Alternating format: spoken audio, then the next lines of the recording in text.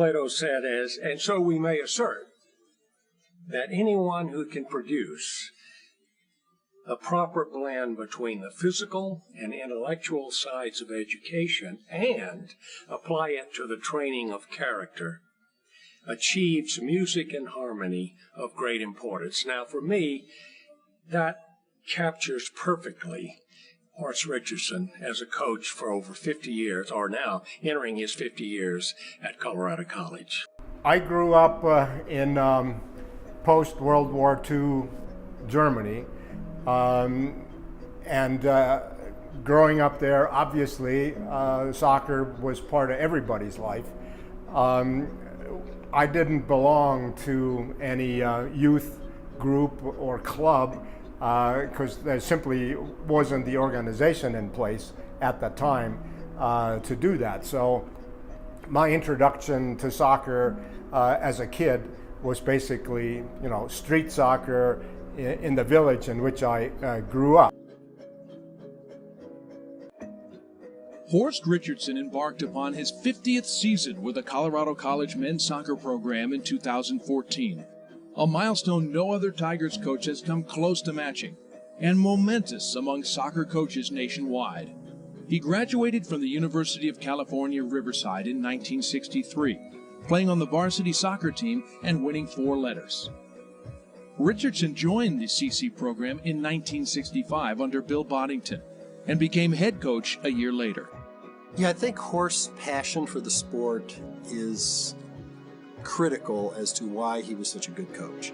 When he would attend national coaching conventions, you would always find him in the clinic sessions. He wanted to stay on top of technique and tactics that were state-of-the-art in the sport of soccer, and he brought those back to the college.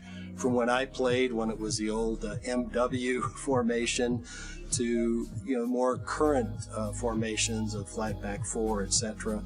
He stayed on top of it and was able to bring that back to his teams at Colorado College. I went out to the field one day, I was grading papers in my apartment, which overlooked the playing fields, and in early September '65 I went out there and I saw these guys kicking the ball around, and I said, geez, I kind of like this game, and they thought I was a student. I was that young. I was only 24 years old when I started at Colorado College, and I said, well, now wait a minute, I'm an instructor here. I can't really play. So Bill Boddington came over and says, hey, if you can't play, you can sure help coach. And so that's how I started. So initially I was like, an older brother to the players. Then over time I became their father, and at the very end I was sort of the grandfather to them. My mentor, Bill Boddington, early on encouraged me to become a member of the then NSCAA, the National Soccer Coaches Association, and I did so in the mid to late 60s, 1960s. And remember, of course, those meetings in New York City in a hotel with maybe 80 to 100 other coaches, all men and all collegiate coaches.